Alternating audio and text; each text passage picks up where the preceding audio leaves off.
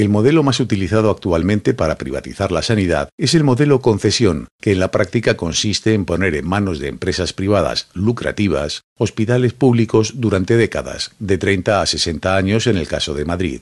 Existen dos variantes. Modelo PFI, Private Finance Initiative o concesión de obra pública en castellano. Consiste en adjudicar a una empresa privada la construcción y explotación posterior de un hospital. Los servicios no sanitarios, limpieza, esterilización, cocinas, administrativos, son privatizados desde el inicio, manteniéndose en una primera fase el personal médico y sanitario en manos públicas para posteriormente privatizarlo también, como se ha anunciado en Madrid. La Administración paga un canon anualmente por utilizarlo. Modelo PPP, Public-Private Partnership o concesión administrativa, también llamado modelo Alcira. Supone un paso más en el proceso de privatización, ya que en este caso todo el personal, incluido el médico, pertenece a la empresa privada y en la práctica no hay ninguna posibilidad de control público. La empresa recibe anualmente un canon por la utilización del hospital y otra cantidad por cada habitante de la zona, utilice o no el hospital durante ese año. Es decir, si una persona no utiliza la sanidad ese año, el dinero pasa íntegro a la empresa. Si el paciente utiliza la sanidad, lo que interesa es que realice poco gasto.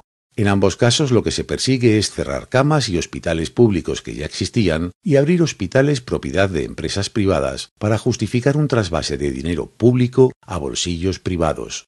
Lo único público es el dinero.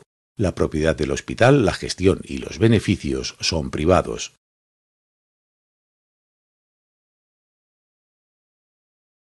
En el Estado español no hay ninguna ley que obligue a los políticos a publicar datos desagregados relativos a indicadores de calidad o de gasto, por lo que es imposible comparar de una forma seria estos centros con los públicos.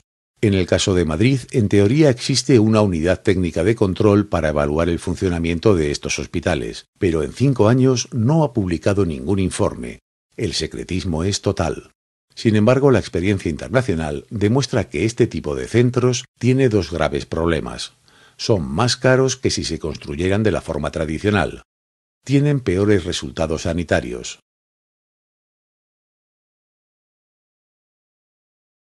La empresa privada tiene que solicitar préstamos a la banca para construir el hospital, créditos a intereses mucho más elevados que si fuera la Administración la que solicitara el préstamo. Además, estas empresas tienen ánimo de lucro. Es decir, tienen que repartir dividendos entre sus accionistas. Los datos demuestran que los costes finales de estos centros son entre 5 y 7 veces el coste que si fueran centros públicos. Así, un hospital de 200 camas, cuyos costes fueran 100 millones de euros, no saldrá por cerca de 600 millones de euros. En el caso de Madrid, las empresas propietarias ya habían recuperado en 2012 el 100% de la inversión realizada y habían obtenido 150 millones de beneficios. Hasta 2037, 30 años de concesión, prorrogables otros 30, la mayoría de sus ingresos serán beneficios. Además, las empresas privadas explotan una serie de negocios que han construido en el terreno público. Tiendas, aparcamientos, guarderías, por los que logran grandes ingresos de los que no tienen que rendir cuentas al sector público. Pero el verdadero peligro de estos centros son sus resultados en salud.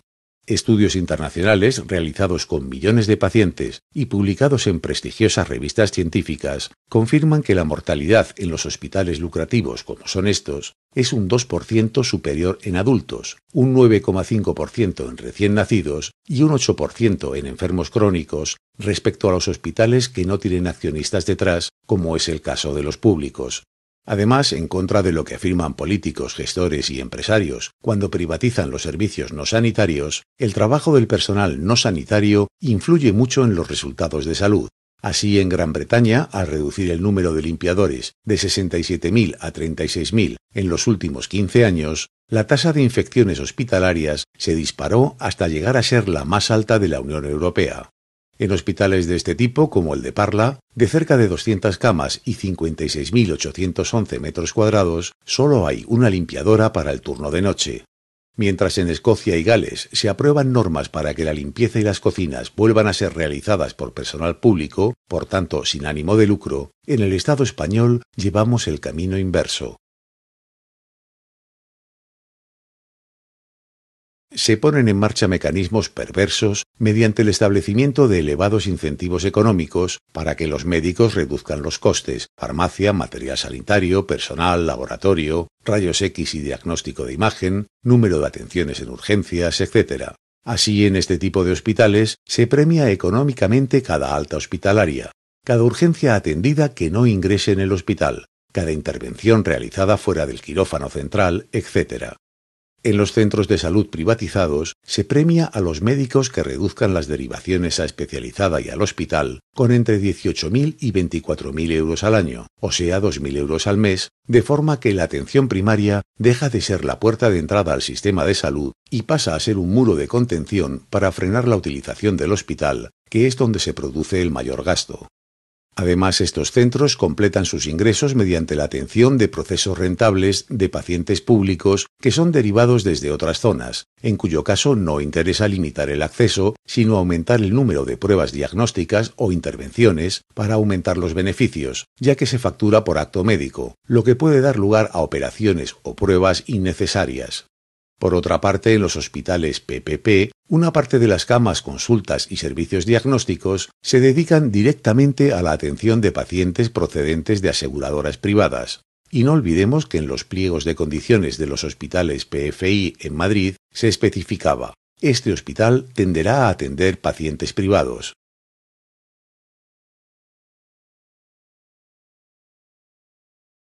Muy sencillo. Este tipo de centros se está extendiendo por la mayor parte del Estado, tanto donde gobierna el PP, Valencia, Madrid, Galicia, Castilla y León, o donde ha gobernado la llamada izquierda, Baleares, Cataluña, y son totalmente legales gracias a la Ley 1597 que aprobaron PSOE, PP, CiU, PNV y Coalición Canaria, que permite que cualquier tipo de empresa privada opere en la sanidad pública. Además, se da la contradicción de que quien financia la sanidad es la población con sus impuestos, pero en cambio no existe ningún mecanismo que permita la participación real de la población en su gestión, por lo que realmente podríamos hablar de sanidad estatal y no de sanidad pública. El control de los centros está en manos de políticos, gestores y empresas. La sanidad solo será realmente pública cuando la población pueda decidir. Informar a la población. Organizarse desde la base en barrios y pueblos. Denunciar a los políticos, empresas y bancos que se están lucrando a costa de nuestra salud. Exigir la derogación de la Ley 1597. Rescatar los centros ya privatizados y blindar la sanidad pública. Exigir el establecimiento de mecanismos de control y participación popular en la gestión de los centros, así como la transparencia total, para que sean realmente centros públicos. Políticos, empresarios, banqueros, fuera vuestras manos de la sanidad pública.